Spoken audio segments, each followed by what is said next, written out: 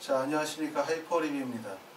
자, 2020학년도 재외국민 특별전형, 특히 중고교과정 해외 이수자 3년 특례에 대해서 좀 설명을 드리도록 하겠습니다.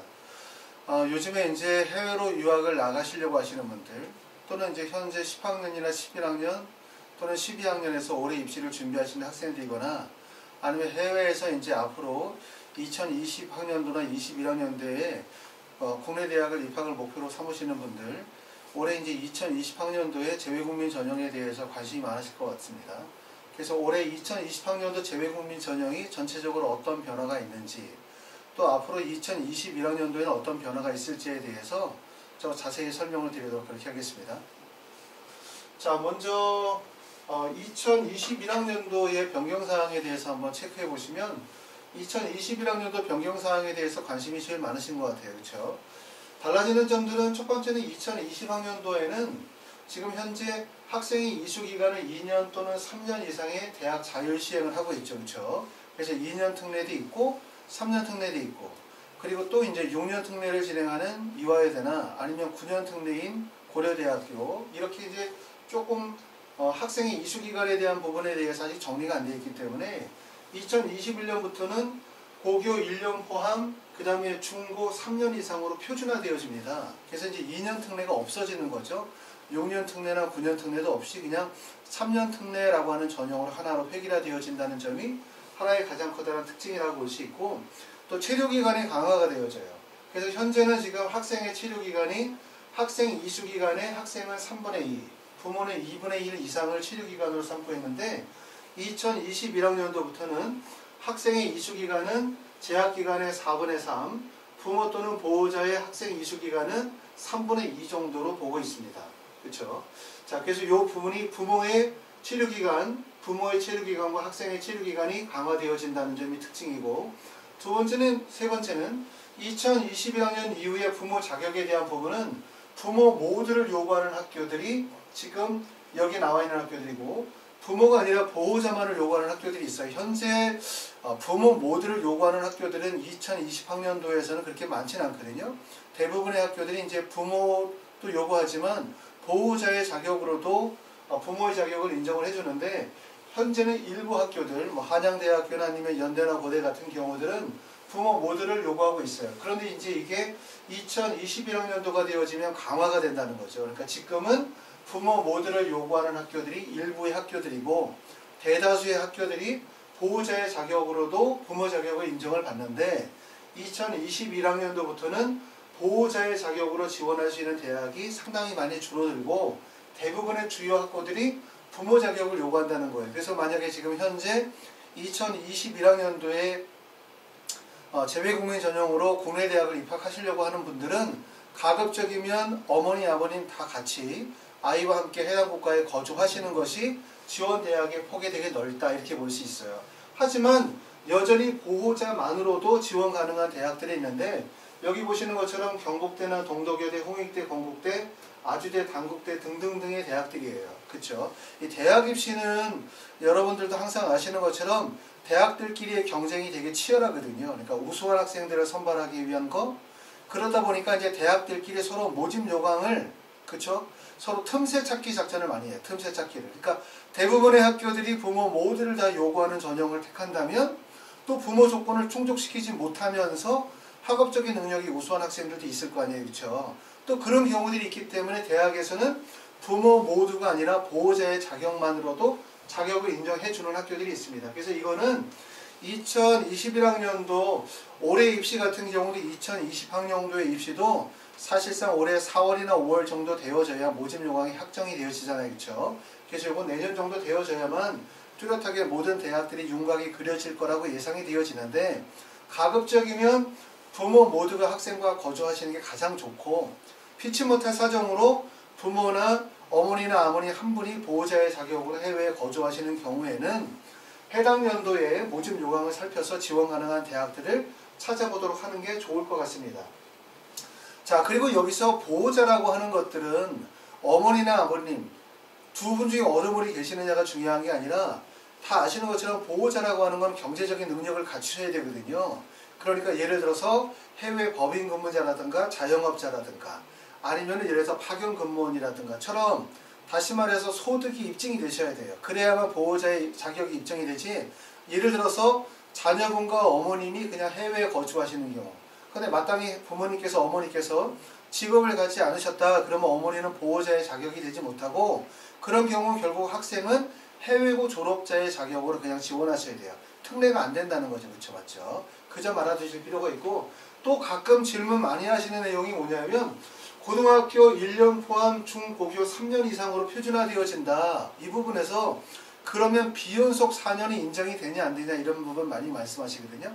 현재는 대부분의 학교들이 연속 3년 또는 비연속 4년을 인정해 주거나 연속 비연속 관계없이 그냥 3년이면 그냥 3년 특례로 인정해 주는 추세예요. 그렇죠? 근데 이 부분은 지금 뭐 일부 대교협에서 말할 때는 그냥 얘기할 때 연속 3년만 인정이 되고 비연속 4년은 3년 특례 인정이 안 된다 이런 얘기들도 있지만, 제가 볼 때는 전체적인 입시의 변화에서는 학교들이 물론 모든 학교들이 연속 3년만 인정을 해주는 학교들도 있겠지만 비연속 4년도 연속 4년과 같이 묶어서 인정해 줄 가능성이 높아요. 그렇죠?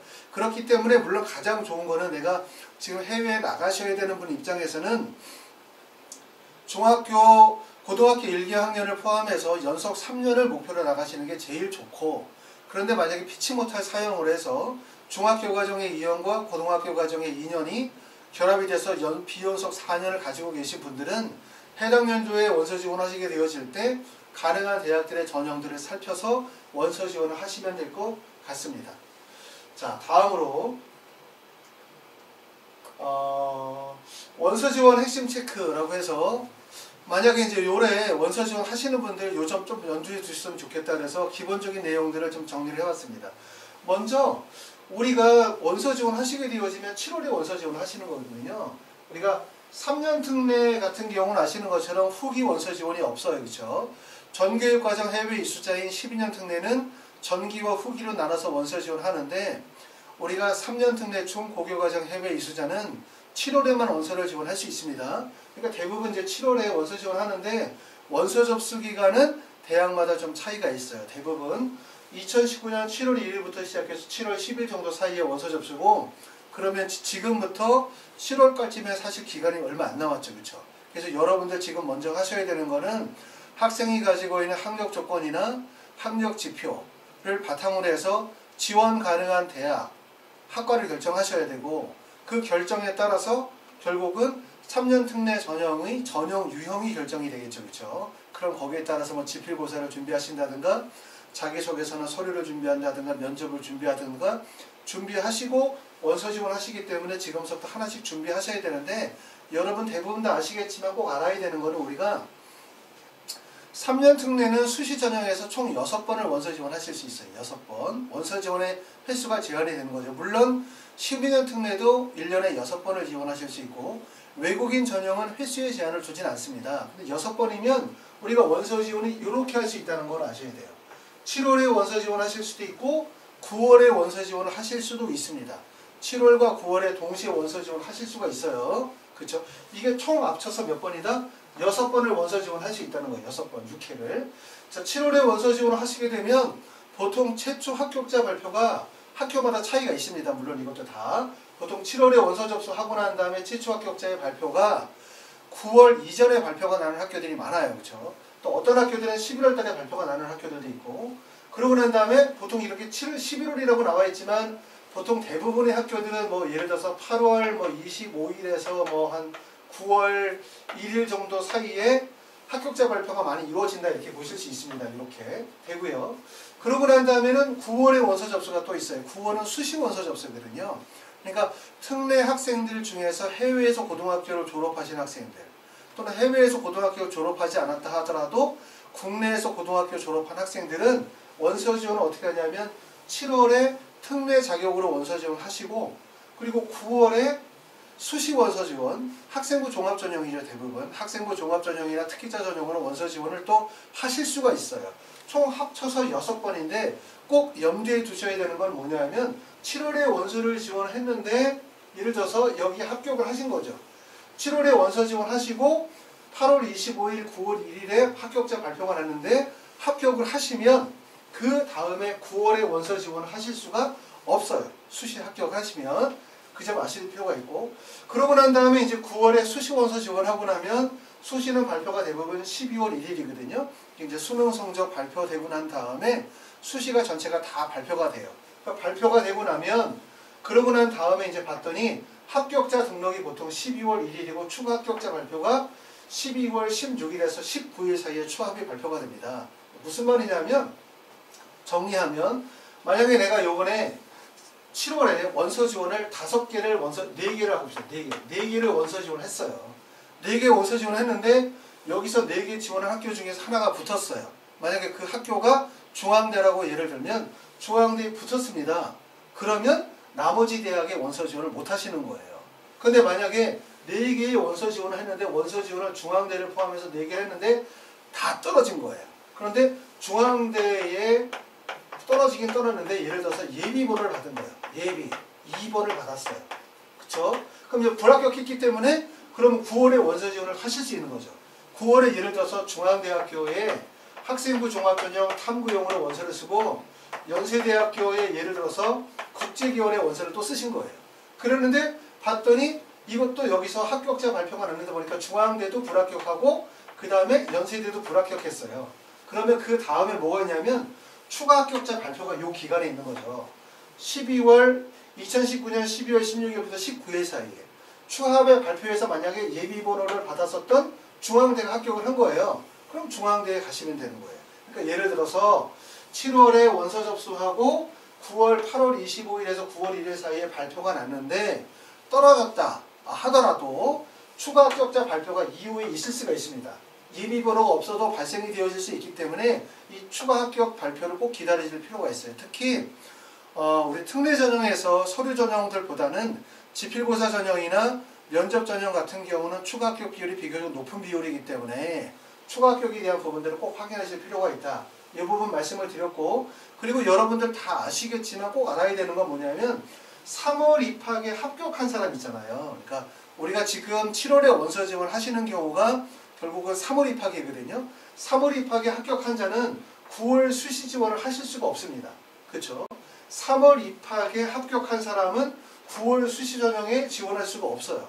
그런데 이거는 이제 3년 특례나 12년 특례나 똑같은데 뒤집어서 9월 수시 전형에 합격한 사람은 3월에는 지원이 가능하세요. 이렇게는 가능한데 이렇게는 반대로 얘기해서 이렇게는 어렵다는 거죠. 그래서 3월 입학에 합격한 사람이 9월 수시 전형에 동시에 합격하는 것은 불가능하다. 좀 전에 얘기했었던 것처럼 여기에 합격을 하시면 수시 지원이 안 됩니다. 그래서 그 점을 꼭 알아두실 필요가 있고, 그리고 이제 원서 지원 하시게 되어질 때는 이렇게 원서 지원을 그냥 7월에 원서를 6개를 한꺼번에 다 몰아서 원서 지원 하시는 것보다 원서 지원을 좀 나눠서 원서 지원 하시는 게 좋아요. 그러니까 7월에 5개 정도 원서 지원하시고 하나 정도를 빼서 9월에 원서 지원을 놔두는 거죠. 그러니까 7월에 원서 접수의 결과에 따라서 9월에 원서 지원의 어떤 결과를 원서 지원을 할 수 있도록 그렇게 하시는 것이 하나의 전략이라고 할 수 있겠습니다. 자, 그래서 기본적인 원서 지원의 핵심 체크 내용 꼭 염두에 두시고요. 자, 다음으로 넘어가서는 전형별 모집 인원에 대한 부분들을 확인해 보겠습니다. 특례는 사실은 뭐 여전히 이제 예전에 비해서 재외국민 특별전형이라는 게 좀 대학이 좀 가기가 어려워졌다. 예전보다 경쟁률이 많이 높아졌다. 물론 경쟁률도 요즘에 보면 평균적으로 낮은 데는 한 4대1, 높은 데는 7대1 정도의 경쟁률이 나오니까 경쟁률이 높다 이런 말씀 많이 하시는데, 그래도 여전히 국내 학생들이 수시나 아니면 정시 전형을 통해 가서 대학을 가는 것보다는 여러 가지 면에서 훨씬 더 수월하다고 볼 수 있어요. 그리고 특히 이제 좀 더 쉬운 부분은 지필고사나 아니면 서류 전형보다는 면접 전형으로 대학을 가는 대학들이 훨씬 더 쉽죠. 그렇기 때문에 재외국민 전형이 아직도 특별 전형, 특례 전형에 해당이 되는 것은 맞습니다. 그렇죠? 그런데 이제 재외국민 전형은 아무래도 이제 전체적으로 대학 입시에서는 약간 규제하는 쪽이죠. 왜냐하면 재외국민 전형들이 너무나 활성화되어지다 보면 사교육을 조정할 수 있는 요소들도 많고 또 입시에 불평등이 온다라고 생각이 되어지기 때문에 아시는 것처럼 재외국민 중고교과정 해외 입시자는 정원의 2% 정도로 제한 두고 있기 때문에 모집 인원에 큰 변화가 이루어지진 않아요. 전년도 2019년도와 마찬가지로 2020년도에도 모집 인원의 변화는 크지 않고 2021년, 22년 이후로 간다 하더라도 전체적인 모집 인원의 2% 정원이기 때문에 모집 인원의 변화는 크지 않다 이렇게 보실 필요가 있습니다. 단 우리가 이제 2021년도부터 부모의 자격 조건이나 아니면 체육기관의 자격 조건을 좀 더 강화시키기가 되어지면 상대적으로 얘기하면 재외국민 전형으로 대학을 가는 게 조금 더 수월해질 수도 있다. 이렇게 볼 수 있겠죠. 지금보다는.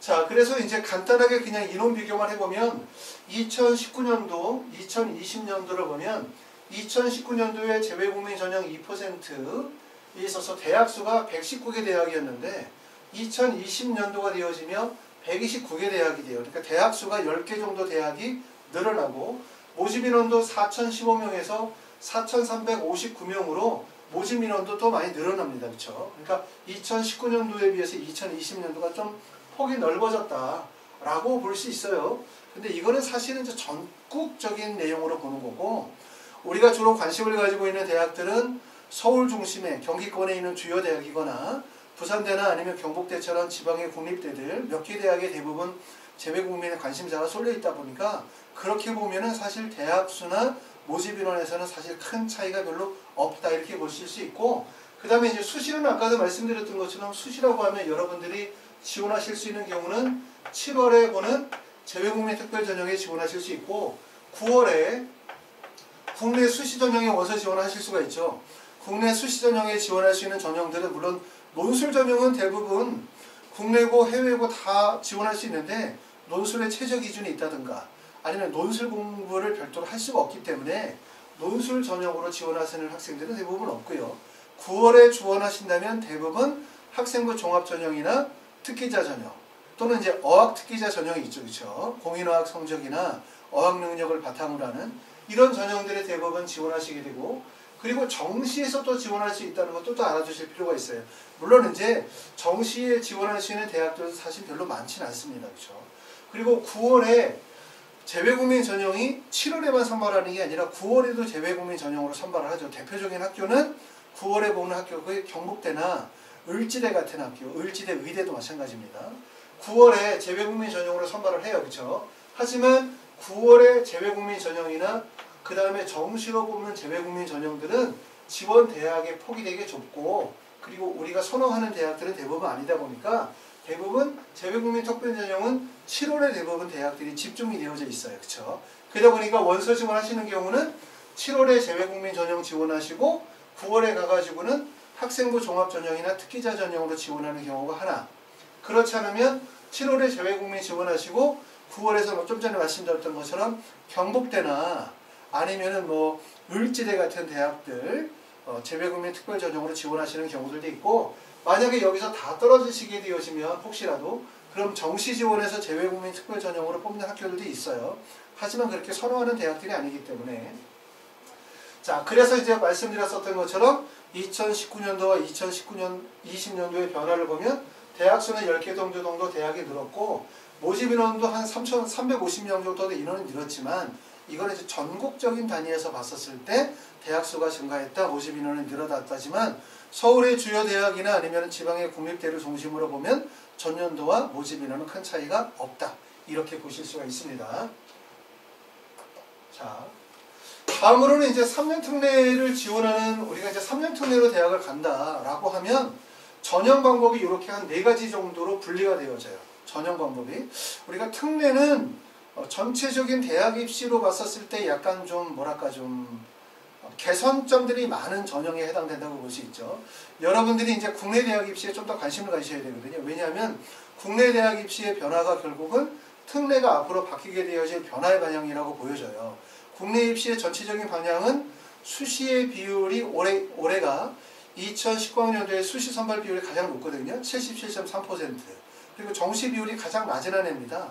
근데 내년부터는 정시의 선발 비율을 좀 더 늘리면서 수시 비율을 좀 줄여요. 여기에서 핵심은 수시의 비중이 준다, 정시의 비중이 는다가 아니라 좀 더 학생들을 뽑을 때 정성적인 평가라기보다는 정량적인 평가의 비중을 많이 둔다는 거예요. 좀 더 수치나 데이터의 신뢰성을 많이 기준으로 둔다는 얘기고 그 다음에 또 하나는 뭐냐면 지금 현재 존재하고 있는 적성 전형이라는 게 있거든요. 적성은 대표적으로 가천대를 포함해서 적성고사 전형이 있는데 이 적성고사 전형이 2022년도에 폐지가 되었죠. 그리고 논술 전형도 올해부터 해서 계속해서 인원이 줄여가서 논술 같은 경우도 지금 전체적으로 보면 전체 정원의 한 3%밖에 안 되거든요. 그렇기 때문에 의대 같은 경우도 10%가 안 씁니다. 그래서 논술 전형도 전체적으로 폐지가 되어지고 그러면서 수시는 학생부 교과와 학생부 종합전형 그리고 정시는 그냥 수능 전형 이렇게 전형을 간소화시키는 전략으로 많이 가고 있어요. 그렇기 때문에 재외국민 전형도 좀 더 간소화되어질 가능성이 높아요. 첫 번째는 지원 자격을 좀 더 간소화시키고 투명화시키는 거죠. 그래서 아까 말씀드렸었던 것처럼 2년, 3년, 6년, 9년으로 있었던 거를 다 3년 특례로 획일화시킨다는 거. 그리고 부모의 자격 조건을 조금 더 획일화시킨다는 점이 하나고 그 다음에 또 하나는 뭐냐면 대학들마다 이렇게 실시하는 평가 방식들이 너무 중구난방식으로 다르잖아요. 그렇죠? 그러니까 점차적으로 이게 바뀔 가능성이 되게 높아요. 대표적으로 지금 올해 큰 변화가 보여진 학교는 성균관대죠. 성균관대는 전년도에는 서류평가 플러스 지필고사를 동시에 진행을 했었는데 올해는 어떻게 바뀌었냐면 서류평가 전형으로 전형이 바뀌었어요. 그러니까 서류평가 전형은 학생부 종합전형이나 아니면 학생부 교과 전형에 맞는 전형이거든요. 그래서 앞으로 큰 변화가 있을 가능성이 높은 전형은 이 필답고사를 보는 전형이 변화가 발생이 될 가능성이 되게 높아요. 대학 입시는 현재 우리가 국내 대학에서 수시 전형은 아시는 것처럼 학생부 교과나 종합전형이라는 것은 서류평가를 기반으로 하면서 2단계 때 면접을 실시해서 학생을 선발하는 전형이거든요. 그렇기 때문에 서류평가 전형과 면접 전형들은 계속해서 확대되어지거나 현 상태로 유지될 가능성이 높고 앞으로 축소될 가능성이 높은 전형은 필답고사를 보는 전형이 축소될 가능성이 높아요.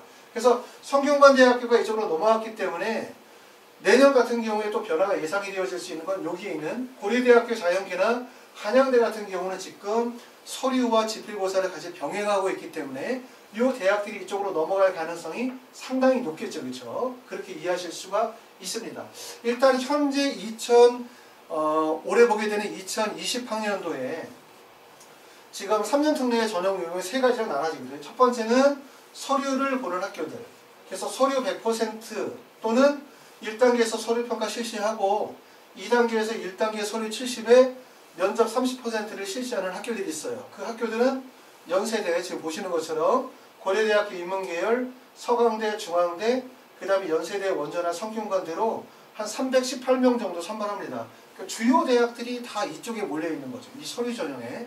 이 서류 전형은 간단히 설명하면 서류 전형의 학교들은 GPA 성적만으로는 불가능해요. 그러니까 GPA 성적이 4.3 기준으로 해서 내가 4.2를 맞았다. 이 성적만으로 불분명하고 반드시 뭐를 필요로 하냐면 표준화되어진 학력 지표를 필요로 하거든요. 왜냐하면 GPA라는 것은 해당 국가, 해당 학교에서는 인정을 받는 거지만 전 세계적으로 공인되어질 수 있는 지표가 못 되잖아요. 그렇죠? 그러니까 내가 서류 전형으로 대학을 가보자 라고 하시는 분들은 IB 성적이나 AP 성적이나 SAT나 아니면 뭐 ACT라든가 공인어학 성적 같은 표준화되어진 학력 지표를 확보하시는 게 되게 중요하다. 이 점을 꼭 알아두실 필요가 있습니다.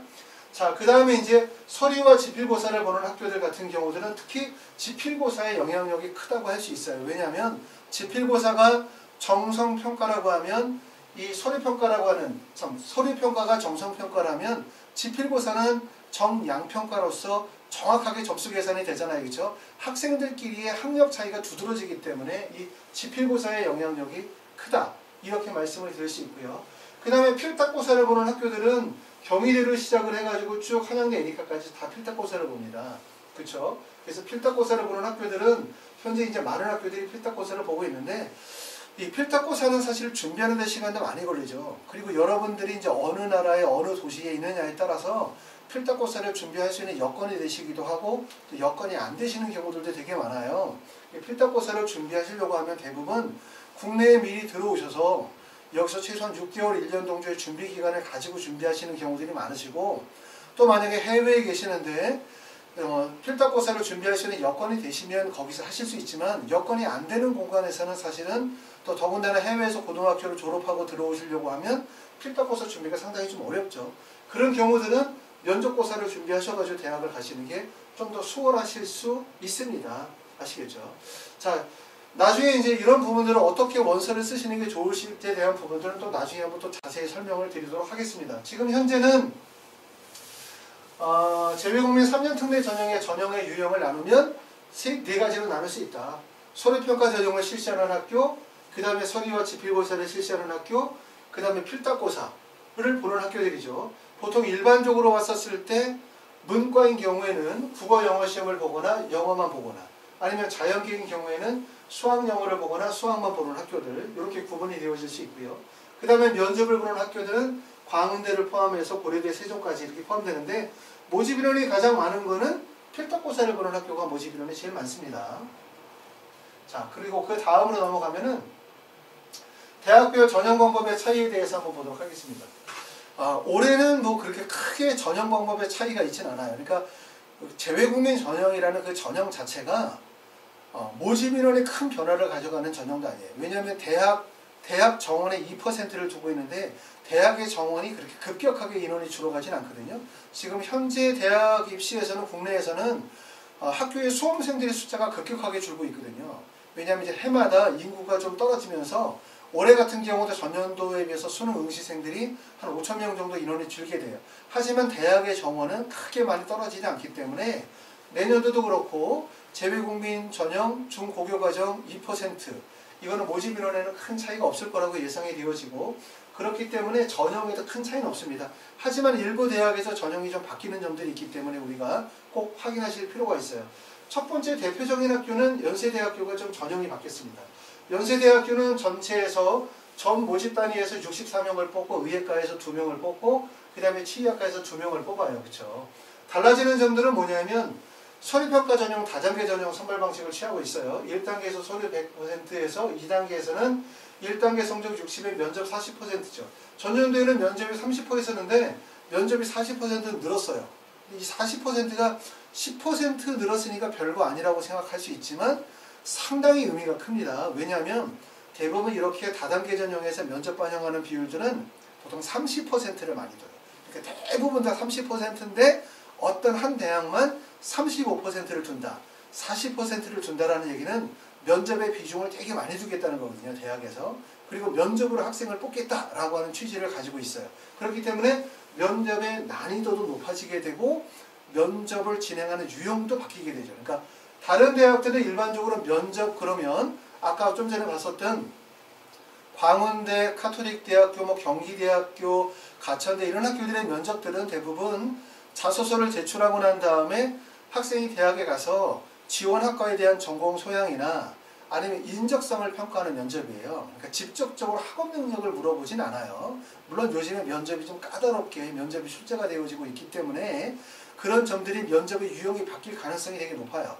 그러니까 다시 정리하면 지금 현재 면접 전형의 유형은 자기소개서를 제출하고 난 다음에 학생이 대학에 가서 지원 학과에 대한 전공 소양과 인적성을 평가하는 정도의 면접인데 이 면접의 유형이 바뀔 가능성이 있거든요. 왜냐하면 현재 수시에서 진행하는 면접의 유형은 첫 번째는 지금 재외국민 전형과 똑같이 지원 학과에 대한 전공 소양과 인적성을 평가하는 면접을 보는 학교들이 첫 번째 유형. 이건 좀 낮은 학교들이고, 그리고 두 번째 대학들은 상황 면접이라고 해서 간단한 제시문을 줘요.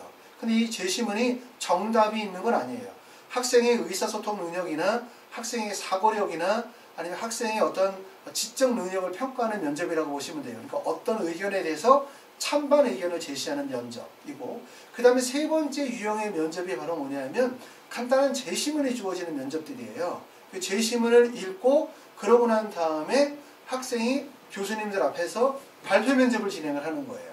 그게 이제 세 번째고, 그 다음에 네 번째 면접은 뭐냐면 서울대나 연세대, 고려대 때처럼 직접 문제가 주어집니다. 근데 그 문제가 지성 면접이라고 할 수 있겠죠. 그러니까 수학이나 과학이나 뭐 이런 교과에 관한 직접적인 문제가 주어지고 학생이 직접 문제를 풀고 난 다음에 교수님들한테 답변하는 거예요. 그러니까 이거는 직접 학업적인 능력을 평가하는 면접인데, 물론 이제 재외국민 전형이 여기까지는 가지 않는다 하더라도 면접의 유형이 첫 번째 지금처럼 그냥 제시문이 주어지지 않고 그 다음에 학생이 제출한 자소서나 아니면 학업적인 지표를 바탕으로 해서 전공 소양과 인적성을 평가하는 면접에서 두 번째 유형으로 바뀔 가능성, 간단한 제시문을 주고 학생이 그거에 대해서 학생이 가지고 있는 의사소통 능력과 그 다음에 사고력이라든가 아니면 지적 능력을 평가하는 면접의 유형으로 면접이 바뀔 가능성이 있는데 지금 연세대학교 면접은 재시문이 주어지는 면접이에요.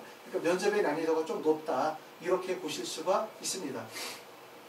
고려대학교는 전년과 달라지는 점은 없어요. 고려대학교는 지금 인문계 같은 경우는 1단계에서 서류평가 100, 2단계에서 1단계 성적 70에 면접 30% 반영을 하고 있고 그 다음에 자연계는 1단계 60에 수학이 30%, 그 다음에 면접 10%죠.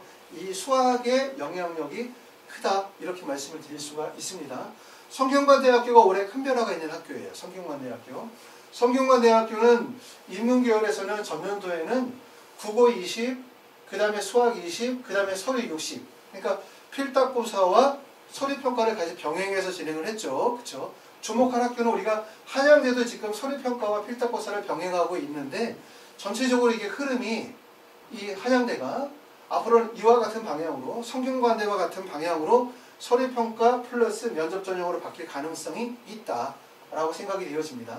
그래서 어떻게 바뀌었냐면 1단계 서류평가 100에다가 1단계 성적 70에다 면접 30% 이렇게 바뀌었죠. 그렇죠? 그럼 이제 면접 30%를 면접을 어떻게 실시할까 이 점에 대해서 우리가 관심을 가질 수 있는데 제가 생각할 때는 학생부나 자소서를 기반으로 하는 면접 평가가 이루어질 가능성이 높아요. 왜냐하면 성균관대학교에서 지금 면접을 실시하고 있는 전형들은 없습니다. 수시 전형에서는 대부분 성균관대학교에 진행하는 성균인재전형이나 글로벌 인재전형도 그냥 서류평가 100% 전형이기 때문에 면접을 실시하지 않는데 면접을 실시하는 전형은 성균관대학교에서 이제 의대 같은 경우에 수시 전형에서 의대 같은 경우에 면접을 실시해요. 이 학교의 특징이 그렇게 좀 전에 말씀드렸던 것처럼 제시문을 주고 문제풀이형 발표 면접을 진행을 하거나 제시문을 주고 난 다음에 발표 면접을 진행하는 쪽보다는 학생이 제출한 서류 학생부나 자소서를 기반으로 한 인적성 면접을 진행할 가능성이 높기 때문에 그렇게 되면 이제 이런 학교들은 자기소개서의 비중이 크다 이렇게 보실 수가 있습니다. 자, 서강대학교는 지금 그래서 이제 성균관대학교는 이렇게 전형이 다 변화가 있기 때문에 의대 같은 경우는 전년도에 수학 50, 서류 50, 그 다음에 2단계에서 1단계 80이 20이었는데 바뀌었죠. 서류 100%이 2단계에서 1단계 성적 70에 면접 30% 이렇게 전형이 바뀌었습니다. 자, 그 다음에 서강대학교는 서류 100% 전년과 동일하고 한양대는 전년도와 동일하게 서류평가와 지필고사를 같이 병행을 하고 있습니다. 중앙대학교도 그전에는 예전에는 서류평가와 지필고사를 실시하다가 중앙대는 지금 서류 100%는 내용이 바뀐 상황이죠. 그렇죠? 이런 변화가 있습니다. 자, 그래서 전체적인 대학 입시는 정량평가에서 이렇게 정량평가로 바뀌는 거예요. 그러니까 정량평가로. 정성적 평가에서. 왜냐하면 이 정성평가라고 하는 것의 장점은 학생이 가지고 있는 잠재적인 역량 또는 뭐 학업 발전성, 그쵸, 수치화되어진 학생의 성적들 말고도 학생이 가지고 있는 여러 가지 역량들을 평가함으로 인해서 전인교육을 시키자라고 하는 게 취지였는데 이게 이제 부작용이 좀 많잖아요. 그렇죠? 그러다 보니까 요즘에는 점차적으로 정량평가로 많이 가는 거예요. 그러니까 정량평가라고 하는 거는 결국은 뭐냐면 신뢰도를 확보하는 거. 신뢰성이거든요. 신뢰성이고 그러다 보니까 이제 학력지표에 대한 부분들이 학력지표에 대한 부분이 이런 것들이 많이 반영이 되어진다고 볼 수 있어요. 그렇기 때문에 여러분들이 이제 대학 입시에서 이런 대학들을 만약에 가시려고 한다. 그럼 서류평가 전형에서 뭐가 제일 중요하냐? 그럼 뭐 아까도 말씀드렸던 것처럼 GPA 성적이라든가 그 다음에 IB 성적이나 또 AP 성적이나 SAT나 SAT2나 뭐 ACT나 공인어학 성적 같은 이런 표준화되어진 학력지표의 성적이 상당히 중요하다는 걸 꼭 아셔야 돼요. 그렇죠? 이 부분이 되게 중요해지고 있다. 그런데 우리가 학력지표에만 계속 중심을 두시면 안 될 게 하나가 있어요. 왜 또 중요하냐면 자기소개서라고 하는 게 이제 되게 중요한 요소거든요. 자기소개서. 자기소개서가 왜 중요하냐면 자기소개서는 첫 번째는 연세대 같은 경우도 서류평가를 진행하니까 자기소개서를 써야 되죠. 고려대도 서류평가니까 자소를 쓰겠죠. 여기도 서류평가니까 자소를 쓰겠죠. 서류평가니까 자소가 들어가는 거죠. 여기도 서류평가니까 자소가 들어가는 거죠. 이 자기소개서를 써야 되는데 자소서를 쓰려면 뭐가 있어야 되냐면 자소서를 쓸 거리가 있어야 돼요. 소재가. 소재. 그러니까 학교에서 공부하시게 될 때 학력 지표를 쌓는 데만 집중하시면 안 되고 결국 자소서를 쓸 수 있는 소재를 만들어야 된다는 거죠. 그러기 위해서 여러분들이 지금 이제 해외에서 고등학교를 다니시면서 동아리 활동이라든가 독서 활동이라든가 스포츠 활동이라든가 봉사 활동이라든가 아니면 교내에 어떤 리더십과 관련이 되어진 임명직 같은 것들 있잖아요. 학교에서 그런 것들을 교내 활동에 적극적으로 참여한다든가 아니면 뭐 또 예를 들어서 수상 경력이라든가 이런 부분들은 활동 증빙 서류로만 반영이 되어지는 것이 아니라 자기소개서를 쓸 때 자기소의 스토리가 될 수 있다는 거예요. 소재가 될 수 있기 때문에 이런 점들 되게 중요하고 또 자소서를 쓰고 난 다음에 그게 뭐로 연결이 됩니까? 다 면접으로 연결이 되겠죠. 그렇죠? 그렇기 때문에 이 자소서의 영향력은 되게 중요한 거예요. 그러므로 우리가 학력 지표에 대한 중요성은 사실상 되게 크다라고 말할 수 있다. 재외국민 전형에서. 하지만 학력 지표가 전부가 아니다. 학력 지표뿐만 아니라 학교에서 진행하는 여러 가지 동아리나 봉사활동이라든가 이런 부분들이 중요한 이유는 그런 것들이 있어야만 결국 자기소개서를 완성할 수 있다는 거죠. 나중에 이제 이런 학력 지표를 쌓는 데만 치중한 학생들은 자소서를 쓰려고 하면 쓸 거리가 없는 경우들이 생겨요. 그렇죠? 자소서가 중요한 이유들은 서류평가에 반영이 되기도 하지만 이것이 결국은 면접에서 중요한 요소이기 때문에 이러한 학력 지표를 쌓는 것뿐만 아니라 자소서의 소재를 만들기 위해서 교내의 활동들에 조금 더 열심히 노력하셔야 될 것 같습니다. 자, 두 번째는 이제 이화여대부터 시작해서 경희대까지 내려가는데 이 학교들은 대부분 다 이제 좀 전에 봤었던 학교들은 상위권 대학이기도 하지만 서류평가 면접을 진행하는 학교들이죠. 그렇죠? 여기 있는 학교들은 지필고사를 보는 학교들입니다. 지필고사. 그래서 이화여대부터 시작해서 경희대, 외대, 건국대, 동국대, 숙명여대 지필고사 보는 학생들은 대부분 다 이쪽에 다 몰리죠. 그렇죠? 여기에 다 몰리고 연대가 이화여대 같은 경우는 지금 지필고사로 국어 50, 영어 50 그 다음에 자연계는 영어에 수학 50, 50%씩 반영을 하고 있고요. 한국외대는 국어 40%, 영어 60%. 물론 한국외대는 대부분 학과들이 이제 문과 계열의 학과이기 때문에 수학 반영을 하지 않습니다. 건국대는 국어 50, 영어 50에 수학 50%를 반영을 하고 있어요. 동국대학교는 지금 보면은 1단계에서 영어 50%, 국어 50% 문과인 경우 반영해서 1단계에서 5배수를 뽑고요. 그러고 난 다음에 2단계로 넘어가서 1단계 성적 70에다가 면접 30%를 반영을 합니다. 여기서 우리가 주목할 부분은 배수에 대한 부분을 주목할 필요가 있어요. 이렇게 5배수를 뽑는 이유가 과연 뭐냐? 첫 번째는 5배수를 뽑는 이유의 첫 번째는 5배수를 선발하는 이유 중에 첫 번째는 뭐 때문에 그런 거냐면 재외국민 전형의 추가 합격률이 높아요. 추가 합격률. 추가 합격 비율 때문에 그런 거거든요. 그러니까 추가 합격 비율이 높기 때문에 만약에 학생을 3배수로 뽑았는데 봤더니 예를 들어서 학생을 3배수로 뽑았어요. 3배수를 뽑았는데 만약에 다른 학교로 학생들이 붙어서 많이 이동을 하게 되어지면 결국 학생을 못 채우는 문제가 발생이 되잖아요. 그러니까 대부분 이렇게 배수를 좀 더 크게 둡니다. 5배수. 보통 일반적으로 국내 수시 전형에서는 이렇게 학생부 전형 같은 다단계 전형에서는 1단계에서 5배수를 주지 않아요. 대부분 3배수 정도를 많이 두거든요. 5배수를 준다라고 하는 경우는 뭐냐면 좀 전에 말씀드렸던 것처럼 대학들이 이렇게 추가 합격 비율이 높게 발생이 돼서 결국 미충원이 발생이 되어질 수 있는 미충원 가능성이 있기 때문에 일부러 이렇게 1단계 배수를 좀 더 크게 두는 경우들이 많다는 점 이해하시면 되고요. 두 번째는 또 이렇게 1단계 배수를 높게 두는 이유들은 뭐냐면 여기 보시면 동국대 같은 경우도 그렇고 숙명여대도 그렇고 지금 보시면 지필고사를 지시하는 전형이죠. 그렇죠? 동국대학교는 지필고사 보고 난 다음에 2단계 면접을 봐요.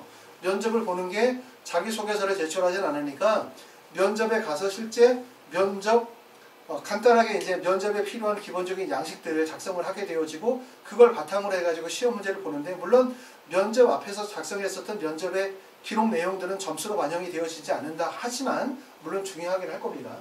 자, 여기서 보면은 동국대도 그렇고 숙명여대도 그렇고 공통점은 뭐냐면 지필고사가 반영이 되어지는데 본인이 제출한 서류에 대한 점수로는 반영이 안 돼요. 그러니까 서류라고 하면 특히 이제 GPA 성적 같은 거죠. 대학 측에다가 물어보면은 GPA 성적 반영이 되어지냐라고 물어보면 전혀 반영이 되어지지 않고 그냥 단지 그것은 지원 자격 심사 서류로만 활용이 되어진다라고 얘기합니다.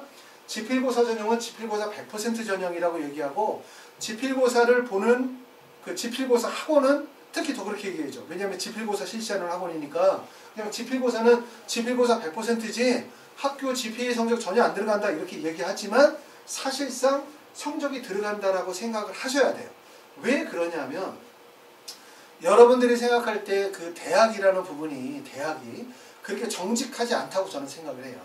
왜냐하면 대학이 정직할 수가 없어요. 그 이유는 대학에서는 첫 번째는 우수한 학생을 선발해야 되거든요.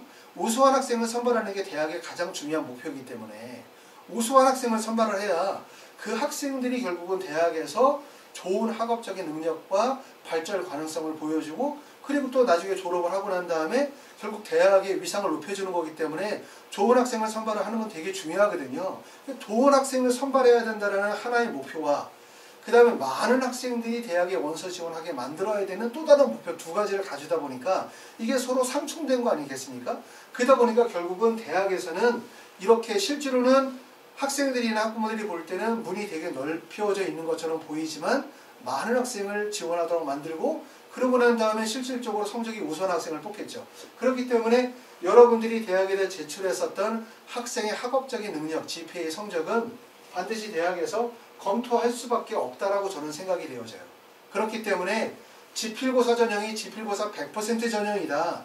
그렇기 때문에 GPA나 학교 성적은 의미 없다. 이렇게 생각하시면 절대로 안 되고 지필고사 지원하시는 분들도 GPA나 학교 성적의 관리에 좀 더 신경을 많이 쓰셔야 된다는 점을 말씀을 드리고 싶어요. 물론 그렇다고 해서 지필고사 전형이 이런 학교의 GPA 성적에 학업 능력의 비중이 크거나 지필고사 성적보다 학업 능력에 대한 것이 더 비중이 높다라고 얘기를 하는 건 아니에요. 이렇게 필답고사나 지필고사 100%라고 말하는 전형은 필답고사나 지필고사의 영향력이 크다는 건 인정합니다. 당연히 그렇습니다. 그런데 여러분이 꼭 그냥 흘리고 넘어가지 말아야 되는 부분들은 뭐냐면 지원자격 심사라고 하는 이 부분이라 하더라도 결국은 뭐가 들어간다? 학생의 학업 능력이 반영이 될 가능성이 높다. 그래서 이게 학생의 학업 능력이 반영이 될 가능성이 높기 때문에 이런 학업 능력에 대한 부분들도 좀 더 신중하셔야 되고 챙길 수 있는 부분은 끝까지 좀 잘 챙겨서 좋은 학업 지표를 만드시는 게 되게 중요하다는 점을 꼭 알아두실 필요가 있어요. 그리고 특히 이제 재외국민 전형의 원서를 쓰시다 보면 이런 경우들 많거든요. 내가 3년 특례인 경우인데 부모 자격 조건에서 아니면 학생의 자격 조건에서 뭔가 좀 날짜가 좀 부족하거나 해서 자격 조건이 조금 미비한 경우들이 많아요. 그런 경우를 직접 이제 대학에다 전화를 해보면 대학에서는 뭐라고 얘기하냐? 한번 원서 넣어봐라 이렇게 얘기하거든요. 그렇죠. 원서 넣으면 우리가 심사위원들이 있으니까 그 심사위원들이 전체적인 내용을 평가를 해서 학생을 뽑을지 말 건지 평가하겠다 이렇게 얘기하죠. 근데 그거는 뭐 대학의 입장에서는 참 맞는 얘기지만 부모님들 입장에서는 원서를 쓰고 하나를 날리는 거잖아요. 그렇죠? 그렇죠? 그렇기 때문에 그렇게 할 수 없고 대학에서 내가 그렇기 때문에 이제 지원 자격이 분명하냐 안 하냐를 판단하고 원서 지원을 하셔야 되는데 가끔 이런 경우들이 있다는 거예요. 학생이 가지고 있는 지원 자격이 예를 들어서 여러 가지 부모의 자격 조건이나 또는 뭐 학생의 자격 조건에서 약간 부족한 경우에 실제 합격하는 경우들이 있더라. 그런 경우들은 어떤 경우더라? 학생이 가지고 있는 학업 능력이 좋은 학생들인 경우들은 뽑히는 경우들도 있더라. 그렇기 때문에 이렇게 지필고사 전형이라고 해서 필답고사 전형이라고 해서 필답고사만을 바라보지 마시고 그 외에 GPA나 학업적인 능력의 지표도 좀 더 높은 지표를 갖추게 되어지면 합격할 가능성이 높다. 이 말씀입니다. 이해하시죠? 자, 그 말입니다. 자, 그래서 이제 지금 보면은 숙명여대 같은 경우도 지금 보시면 2단계에서 지원자격 제출 서류를 평가를 해요. 여기서 5배수를 통과했단 말입니다. 이해가 안 되는 거는 아니 국어와 수학 성적으로 1단계 성적을 뽑았어. 건국 때는 이렇게 뽑지 않습니까? 그렇죠? 뽑고 난 다음에 여기서 5배수를 뽑는다는 거죠. 그렇죠? 5배수를 뽑고 난 다음에 지원자격 심사 서류 제출이라고 되어지는데 자 그러면 아니 이렇게 많은 사람들이 실제 재외국민 특례 전형에 지원 자격에 오류가 생겨서 떨어지는 거야? 5배수를 뽑을 정도로 그 정도로 학생들이 우리가 재외국민 전형에 원서 쓰는 사람들은 자기가 자격 조건이 되는지 안 되는지도 모르거나 원서를 쓰거나 아니면 허위로 서류를 막 위조해가지고 조작해가지고 원서를 쓰기 때문에 이렇게 5배수 정도로 1단계를 뽑아야 되는 것이냐 그것만이 아니라는 거죠. 그러니까 이 서류 심사의 5배수를 뽑는 이유는 좀 전에 말씀드렸던 것처럼 첫 번째는 뭐냐면 서류 심사도 있어요. 서류 심사. 그러니까 재외국민 3년 특례 전형에 지원 자격이 안 되시거나 아니면 서류가 잘못되어졌거나 조작되어져서 서류 심사를 걸러내기가 목적도 하나가 있는 거고, 그 다음에 두 번째는 아까 말씀드렸었던 것처럼 이게 추가 합격으로 인해서 이혼이 되어지는 인원이 많기 때문에 결국은 이렇게 미충원 인원이 발생이 되어질 수 있는 것들을 미충원 발생이 될 수 있는 것들을 차단하기 위한 목적도 있다고 말씀드렸고, 그 다음에 세 번째는 그렇기 때문에 여기에 서류 심사의 부분에서 결국 성적에 대한 부분들도 반영이 될 수도 있다는 점을 꼭 알아주실 필요가 있다. 그렇기 때문에 이렇게 1단계 배수가 높다. 이렇게 이해하시면 될 것 같습니다. 자, 다음으로는 이제 지금 이화여대부터 시작해서 경희대, 한국외대, 건국대, 동국대, 숭령여대 정리했고요. 다음으로는 이제 그 다음 대학 숭실대부터 시작해서 동덕여대까지 정리를 해보도록 합시다. 여기는 이제 지필고사를 실시하는 학교들은 숭실대, 광울대, 세종대, 국민대까지 이제 지필고사를 실시하고, 그 다음에 여기 명지대부터 시작해가지고는 뭘 보냐면 면접을 실시하는 학교들에 해당이 돼요. 그래서 숭실대는 지금 보면 1단계에서 3배수를 뽑고 난 다음에 국어와 영어 필탁고사 보고 난 다음에 지원 자격 심사를 한다 이렇게 얘기했죠. 그러니까 아까 얘기했던 것처럼 지원 자격 심사는 첫 번째는 학생이 3년 특례 전형에 해당이 되는지에 대한 지원 자격 심사. 그 다음에 두 번째 목적은 왜 이렇게 배수를 3배수로 드느냐. 미충원 인원이 많이 생긴다는 거예요. 그러니까 특례의 장점 중에 하나가 대학들이 이제 특례 같은 경우는 충원 인원에 대한 부분들을 공교에서 발표하는 학교들도 있고 발표하지 않는 학교들도 있거든요. 그러니까 여러분들이 투명하게 다 알 수는 없으나 보통 이제 특례에서 충원 인원이 발생이 되는 게 보통 200에서 300% 정도까지 충원이 발생이 되어지다 보니까 이렇게 3배수나 5배수 정도의 1단계 선발인을 두는 거예요. 그 다음에 이제 세 번째 이유는 어차피 이렇게 지필고사 전형이라 하더라도 여러분들이 대학에 원서를 쓸 때는 고등학교 과정에 학력지표가 다 들어가잖아요. 그렇죠? 그렇기 때문에 그런 것도 고려되어질 수 있다. 이거 아셔야 돼요. 성적이 좋은 학생이, GPA 성적이 좋은 학생이 지필고사 성적이 좀 안 좋아도 뽑힐 수 있다. 그 다음에 두 번째는 내가 특례 자격 조건이나 서류 심사에 좀 더 문제가 있어도 성적이 우수한 학생들은 뽑힐 수 있는 가능성도 있다. 이런 점들도 생각해 볼 필요가 있습니다. 자, 그 다음에 이제 광운대는 지금 배수를 5배수 정도 두는 거예요. 그러니까 5배수를 두는 이유는 이렇게 생각하셔야 돼요. 얘는 3배수인데 얘는 5배수냐? 얘가 초학률이 높은 학교예요. 간단히 말하면.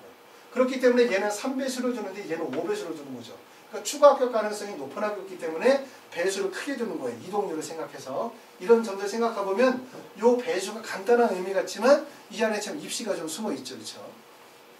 자, 세종대는 영어 필탁고사 100%인데 이거 가끔 이제 특히 뭐 호주나 뉴질랜드 쪽에서 오시는 분들 중에서 보면 마땅히 지필고사 준비 안 돼 있는데 아이가 뭐 미국에서 6년, 9년 정도 있으면서 영어를 잘해. 그러니까 영어만으로 갈 수 있는 대학을 가야지라고 생각하면 뭐 세종대라든가 아니면은 성신여대 같은 경우도 영어 필기고사 보고 그 다음에 뭐 항공대 같은데 영어 100% 진행하는 학교들이 있거든요. 근데 사실은 이렇게 영어 100% 그러면 영어 진짜 잘해야 되거든요. 영어 50% 그 다음에 국어 50% 그랬었을 때보다 영어 하나만으로 학생들을 선발하게 되어지면 당연히 영어를 되게 잘하는 학생들이 오기 때문에 이런 전형들은 꼭 본인에게 유리하지 않다. 이것도 생각해 볼 필요가 있습니다.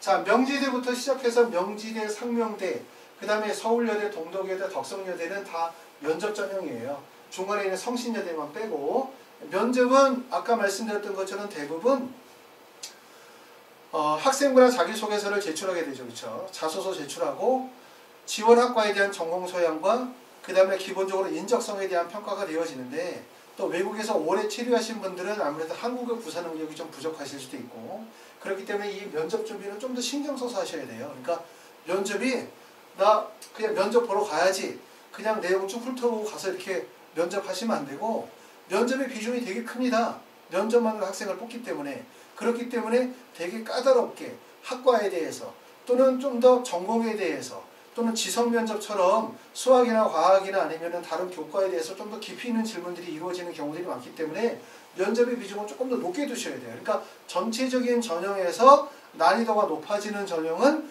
면접 전형의 난이도가 좀 더 높아지기 때문에 여러분들이 면접을 준비하시겠다 그러면 지금서부터 준비하실 필요는 없고 7월 1일 해서 우리가 이제 재외국민 전형 원서 접수하시고 난 다음에 그 다음서부터 조금 더 체계적으로 준비하실 필요가 있습니다. 자, 다음으로 이제 올해 또 입시에서 큰 변화를 보여주는 학교는 대표적으로 아주대학교예요. 아주대학교는 지금 보시는 것처럼 전 모집 단위에서는 큰 변화가 없어요. 수학 능력 시험 100점이라고 하는데 일종의 이제 필답고사죠. 이분계는 영어 50에 국어 50, 자연계는 영어 50에 국어 50%를 반영하니까 전 모집 단위에서는 변화가 없는데, 모집 단위에서 변화가 없는데 변화가 있는 거는 의학 계열에서 3년 특례에서 2명을 선발을 합니다. 전년도의 경쟁률은 15대 1이었어요.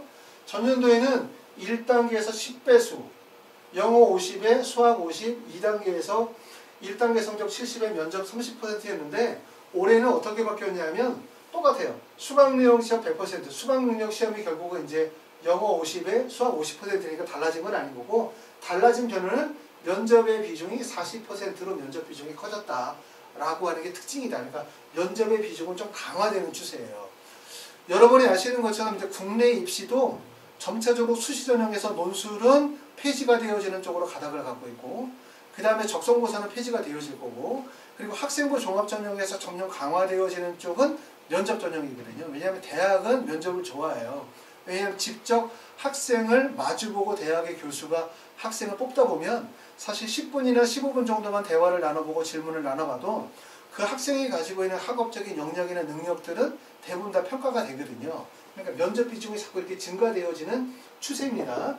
의대 면접은 지금 수시 전형은 대부분 면접이 MMI 면접이라고 해서 지금 지성 면접 있잖아요. 그러니까 뭐 예를 들어서 수학이나 생물이나 화학교과에 대한 직접적인 지식을 묻는 면접들보다는 의학적인 전공 소양에 대한 부분들을 많이 평가하는 MMI 면접으로 바뀌고 있는 추세인데, 지금 현재 3년 특례나 아니면 12년 특례에서 의학 계열은 같이 섞여 있어요. 일부 대학들은 지성 면접과 그 다음에 인적성 면접을 같이 진행하는 학교들도 있고, 또 어떤 학교들은 지성 면접 중심으로만 하는 학교들도 있고, 어떤 학교들은 인성 면접 중심으로 하는 학교들도 있고 이러는데, 어찌됐든 면접의 비중은 좀 더 많이 강화되는 추세에 있다. 이렇게 보실 수가 있습니다.